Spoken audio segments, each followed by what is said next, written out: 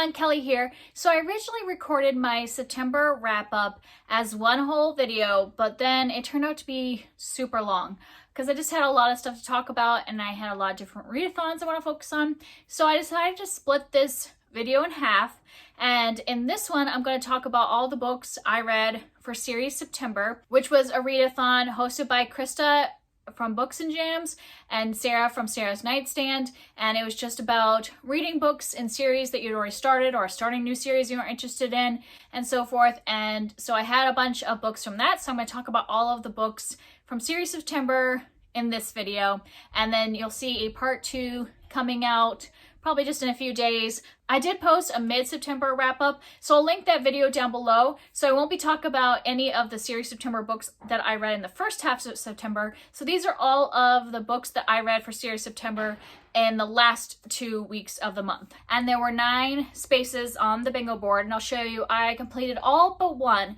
I didn't manage to finish a series. I came very close. I started the last book in a series, and you know, I'm okay with that because at least I've started that book. So in October I will hopefully finish it and still be able to say that I've finished one of my series. But I did make a lot of progress in some of my series and start some new ones that I was interested in. So I'm gonna go through each of the books that I did from the second half of the month and like what prompts they filled. First is read a book in the most recent series you started, and so I continued in the Once and Future King series. So this is a bind up that has all 4 books in it, and I think I forgot to review the first book in this. The first book in this is called The Sword and the Stone, and I had read that last month in August, and I think I just forgot to review it because it is in the bind up. And originally I was thinking I would just read this entire book, like one story after another, but that's not going to happen. They're a little too dense for me to read them one after another. So I'm going to start reviewing them separately. So my real quick review of that is that I really loved The Sword and the Stone. I gave it 4 stars just because it got a little bit rambly in the story. Like there were a couple times when I was like, oh, I think I'm like kind of not paying attention, and so I had to focus back in. But I really enjoyed how much it was the same story as what was in the cartoon version from my childhood. Like, not that it was exactly the same. There were parts that were, there was more in the story than the movie, but there were some scenes that they obviously took exactly from the original and put into the movie, and I really enjoyed that. Just so you know, if you have this bind up, or if you get like, versus getting like an ebook copy of it or an audiobook copy of it, you might be reading 2 different stories. I had this copy, but I ended up listening to The Sword and the Stone, and it's very different than what's written here. And it turns out, like, through the years, he adapted and changed the story. So the one that's in this bind up is different than the audiobook version that I listened to. And I am glad I listened to the audiobook because the audiobook has some of those really like iconic scenes from the movie, like him turning into different animals and fighting the witch and things like that. So like just some really fun scenes that were in the movie are in the audiobook, but they are not in this version of the book. So just be aware that whatever method you decide, whatever version, you might end up with a different story. And that's the same for story 2 in here. So for story 2, I decided, okay, I'll go back and I will actually read it in this book instead of doing the audiobook, because I heard that one was also very different. So this one was, the second one was called The Queen of Air and Darkness, and that's what I read in September. And the audiobook is actually called a totally different thing. It's called like The Witch in the Wind, maybe? I don't know. I'll put a picture of it here. So it is actually completely different almost. I mean, there are a couple scenes I think that are the same, but if you look it up, it'll say that he almost rewrote the entire text when he did this version for the bind up. So I read it from here, and I hated it. So I really enjoyed The Sword and the Stone, and The Queen of Air and Darkness was 1 star. It was horrible in my opinion. It took me almost the entire month to read it because I started it on like day 1 of September and didn't finish it till almost at the very end of the month, and because I just like had to push myself to finish it. I really hope the 3rd book is better. It was very disjointed. I don't even know how to say what it was about, because the second book is when Arthur is older. So, you know, in the first book he's a little boy, you know, learning from Merlin, all that stuff. And in the book 2 he is older, so we're kind of following him as he learns how to rule and how he kind of thinks up the round table, the Knights of the Round Table. And then we're also following this witch and her sons do some really weird things. but all of her sons, I think, also become knights at some point, like in terms of like Arthurian legend. I don't know if that'll happen in this book or just in terms of the legends in general, because, you know, everybody that writes the legends writes them a little different. And there is also like a couple knights that we followed back in the first story that are the comedic relief, and their parts were the only parts that I enjoyed. Everything else I did not like. Like the witch and her sons do some horrible animal cruelty. Like, if you do not like animal cruelty, do not read the second book in this series, at least not the version in here. Maybe if you try the other version, the original version, it would be different. But there is like at least two, there's a third one that's not as graphic, but two very graphic animal torture and murder scenes. And it was like too much. And one is very beginning. It's like you start the book and then we're like, let's torture and kill an animal. So yeah, it was 1 star for me. The only reason I'm continuing is that I've heard the next one focuses more on the whole like you know, the love triangle, the Arthur and Guinevere and Lancelot. So I'm interested in that. Hopefully there will be no animal cruelty in that one. If it's really bad, the third one, I probably just won't even finish this bind up, but I will at least try the third one, hoping that it is not as horrible as the second ones. So the first story in here, The Sword in the Stone, was 4 stars. The second story, The Queen of Air and Darkness, 1 star. The next prompt is to start a series, and so I started A Properly Unhaunted Place by William Alexander. This is just duology, so I'll probably finish it up soon. And this is a middle grade kind of ghost story book. And I'm also going to tell you if I used any of these for the Fall Into Reading Challenge, and this one I put for diverse characters, because our main character in this is a girl with Hispanic heritage, and the boy is biracial, so his father, who is another major character in the story, is black and his mother is white. And so there's a lot of diverse characters in this one, and I really enjoyed this book a lot. I gave it 4 stars. And so basically what this is our main character, Rosa. She has just moved to this town, and her mother have, you know, lived in a lot of different places. And her mother's job is that she is a ghost appeasement specialist for libraries. So she goes and she works at these libraries, and she makes sure to like keep the ghost under control. She doesn't banish the ghost, because that's something they don't believe in doing, because if you banish a ghost, bad things start to build up and stuff, but they appease the ghost. And so they have just moved to this new town for her to be the appeasement specialist in this new library, but this town is unhaunted. So they've never, at least as far as all the townsfolk, they never remember ever being haunted. They haven't had any experience with ghosts. And so Rosa is like, why did we move to this town when her mom is this like big name in the ghost appeasement specialty, and yet they moved to a town with no ghosts? And so Rosa's pretty bitter about this move, and she makes friends with this boy, and Jasper. I was like, what's his name? She makes friends with Jasper, and at the time when they move there, there's like a Renaissance festival going on in the town that's like a big fundraiser for the town. So Jasper is taking her around the Renaissance festival, and a ghost appears at the festival. And so all the people in the town have no idea what to do, because they've never experienced a ghost before. And Rosa's like, I know what's going on.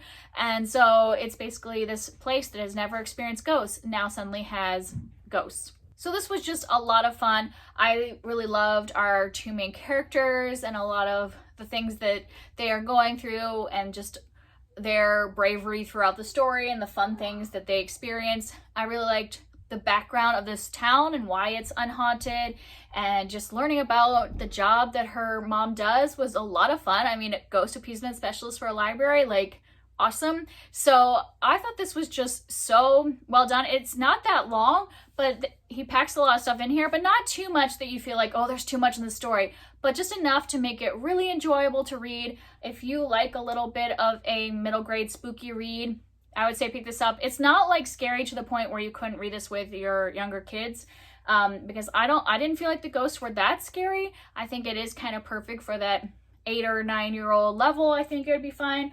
And this was a lot of fun, so it might be a good read aloud for that age. And I definitely want to finish the duology out and follow these characters for a little longer. this was a great middle grade read. And then the next series September prompt is to read a book in a duology, and I read Raybearer by Jordan Ifueko. And for the Fall Into Reading Challenge, I used this as for an author of color. And this one is an African-inspired fantasy, and this was really good. I gave it 4 stars. I was like trying at the end to decide, do I want it 4 stars? Do I want 5 stars? I settled on 4 stars for now, but we'll see if it gets raised later. But this was really good. I haven't found like a new YA series that I like really am invested in a while, and this one just pulled me right in. I read it very quickly and enjoyed most everything that was happening in the story. So in this book, we are following a girl named Tarisai, and she has been kind of sheltered her entire life. Nobody is allowed to touch her, like other than her mother, and she hardly ever sees her mother. Her mother's often away, and there's reasons for all of that, but I think it's kind of good to just go in not knowing a lot about Tarisai and why she is so sheltered and what's going on, because I think the surprises and the reveals in this just unfold in such a perfect way that I don't want to give away a lot. Just know that Tarisai starts out very sheltered in this, and then she gets introduced to this whole new area, like into the capital, like from her small town into the capital, meets a lot of people from all over their world. I just don't even know how to describe this because I didn't know much of anything going in, and so I don't really want to give a lot away. If you want to go read the synopsis, go ahead, but that's all I'm going to say. I'm just going to say that I just really loved Tarisai as our main character. I thought it was great the way this book kind of approached childhood trauma and how that follows you in your life, like because Tarisai, like I said, grew up like very much on her own because nobody touched her in her childhood. Like all of her servants and things would just give her things, but they wouldn't touch her. Her mother, she only saw maybe like once a year until she was like 12 or something like that. So it is like she did not have much contact with the outside world. So that trauma of growing up feeling unloved and all that, and then like how that has followed her into the rest of her life, and I guess not the rest. I mean, this is kind of like, it has quite a few time jumps. So towards the beginning, she's 12, and then like I think she's probably around 17 or so by the end of this. I'm not for sure, but it covers like kind of her teenage years and just kind of how that childhood trauma has affected her life in her teenage years. I loved the romance in this one. I really liked the friendship group. There's like a group of 4 friends that I really liked their dynamic together. I loved how like as we were going, more and more stuff was happening and we were learning about this really vibrant world. Like I loved the world in this and the magic and how everything weaved together and all that stuff. Like I just thought it was a really interesting world that she created. And so as more things came out about the world and in the history of the world, I found it all just very interesting and surprising. So by the time I got to the end, I was like, maybe this is a 5-star read, but there was just a few things in the middle of the book that I didn't love. I don't really want to say much about them because they happen kind of later on. The only one I will mention, because I think it could be a content warning for some people. I know when I was doing this as a buddy read that it came up that there's a scene where a character is coming out, like an LGBTQ+ character is coming out, and the way that scene is handled is not great, at least from the people I was buddy reading with that were of the same representation. They felt that it was not done well, and I didn't like that scene either, like from that aspect, but then other stuff that happened in that scene, obviously I don't want to tell you anything because there's some major spoilers in that part of the book, so I'm not going to go into detail, but you might want to look it up if that would be like content that would bother you. And there were some other like things along the way that I didn't love in the middle, but the beginning and the end were 5 stars. So I don't know, I might raise it up to 5 stars, especially once I read the second book. Maybe I'll decide this is a 5-star series, but for now I'm just gonna stay at 4 stars for the moment. And then the next series September prompt was read a book in a series longer than 5 books. And so I read A Wizard of Earthsea by Ursula K. Le Guin. This is the first and I think a 5-book series. And I did this as part of our buddy read for the Fall Into Reading Challenge. And it also counted for a new to me author for the Fall Into Reading Challenge. And this was really fun to do this as a buddy read. I had never read Ursula K. Le Guin before. So I'm just like excited to add her to the list of like women who are foundational in the genre of fantasy. And I really also like that this version, I don't know if all versions have it, but this version of the book has an afterword that she has written, you know, later on after publication about what it was like to be a woman writing fantasy in the 1970s, and, you know, how this book, you know, fit into a lot of the stuff that had been going on already in fiction. So she kind of was able to, you know, slide into the publishing world because she was writing a very similar story, but that she also tried to sneak some things in here that were not with the status quo. Like, for example, she like talks about how all of the main characters in this book are darker skinned, so they can range in all, none of them are white, none of the main characters. And she doesn't state that at the very beginning of the book. So she was talking about how that, you know, at the time, almost all the main characters in stories would have been white. And so she kind of just was like, well, I got you kind of in the book and then didn't tell you that they weren't white until halfway through. So I thought that was just interesting, the way she talked about how she, you know, felt like she needed to make her main character male, but she wanted to subvert some of the other expectations. So that's why she wanted to make sure she brought in some diversity in other ways. And I really enjoyed this book. I gave it 4 stars. This is about a boy who is a wizard, and in this world, when you're a wizard, you go to this wizarding school.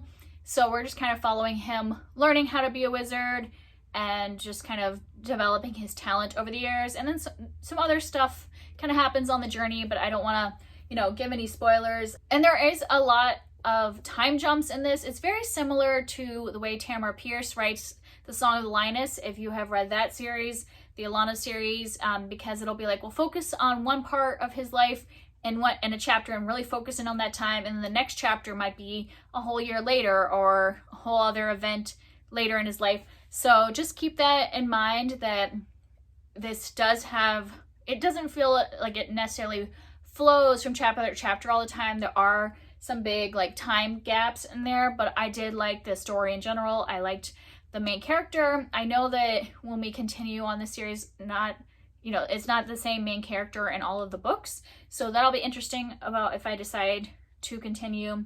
But I really enjoyed this one, 4 stars, and I think it's a good one, especially in classic fantasy to read. The next prompt was to read 2 books in the same series. So in my first half of September, I had read The Valley of Fear by Arthur Conan Doyle, which is part of the Sherlock Holmes series. And in the second half, I read His Last Bow, which was the next thing to read in that series. And so I read 2 books from the Sherlock Holmes series in that month. This one I'm counting for the Fall Into Reading Challenge as a classic. And when I picked this up, I thought this was going to be another novella for some reason, but it is a collection of stories. So that made me a little disappointed. And so I might have gone in with some lower, thoughts about it. So I ended up only giving this book 4 stars, but I still just really enjoy following Sherlock Holmes, so it's fine. I just want to see if there was any stories. There was like the story that is the title story, His Last Bow. I didn't like that story at all. It's about like Sherlock's service in the war, and I just didn't find it interesting. I basically kind of like skimmed that one, but the rest of the stories were kind of typical of the stories in other short story collections. So this was fine. I gave it 4 stars because, like I said, I just enjoy him as a character, but it wasn't like one of my favorite of the series. And the last prompt that I read for series September was read your newest purchase that's part of a series. And so I just purchased this novella collection by Courtney Milan. And in here is a novella that's part of a series that I am reading called the Brothers Sinister series, and it is number 1.5 in that series. I talked about the first book in that series in my 5-star prediction video if you want to see that. And then I had this novella next, which is actually called A Kiss from Midwinter. I'll put the if you were buying the book separately, this is the cover it would be. And I almost didn't pick this up because it is a Christmas book, but I really wanted to continue this series and get to the next book. And I was like, well, I don't really want to wait till December to continue the series. So I decided, well, how much Christmas could there really be? And it wasn't really overly Christmas, in my opinion. Like, it's definitely set at Christmas time, but like you could kind of ignore that and just view it as a romance. And I really love this. I gave it 5 stars. Once again, I just love Courtney Milan's writing. I love her characters. and the romances she creates, and especially her novellas, because they flow really fast and I enjoy them. And this one is about a character who is the best friend of the woman in the first book in the series, and she has had some things in her past, like so when she was younger, so this is taking place I think like 6 years after this event happened in her past that she's kind of buried and kept a secret, but somebody was privy to this secret 6 years ago, and she hasn't seen that man for this whole 6 years, and then runs into him again, and does not like him because he knows her secret and could let it out to everyone. And so that man who knows her secret is a doctor, so he's taken over the doctor's practice in her town. And yeah, they have hate to love romance. I love the way they talk to each other. Like, all Courtney Milan books, what I love about them is the way the characters talk to each other.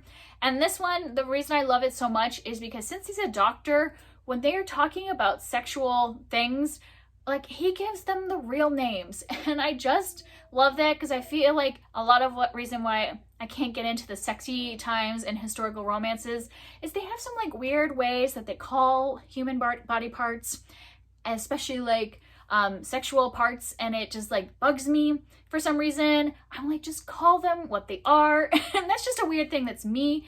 And so in this book, he just like talks about it. He just talks about the body parts, and he also talks about prophylactics and just like all that stuff like of the time, which was really interesting. Like, she did a lot of like research into prophylactics of the time period, and so I just found all that really interesting, and I liked the way they just talked openly and honestly about sex and all that, and so I really loved it. It was a good romance. They also have a lot of like both of them have a lot of issues in the past. Like, all Courtney Milan books, there's going to be some higher like social discussions. There's mental health discussed in this book. There's a focus on a family member who is a hoarder and like how that affects other family members when somebody is a hoarder. Yeah, so I thought there was a lot in this novella to love. Really enjoyed it. Thought it was a good part of, contribution to the series. And that's all the books that I finished for Series September. If you would like to discuss any of these books, I'd love to hear from you down in the comments, and I will see you in a few days with the second half of my September wrap up. Bye!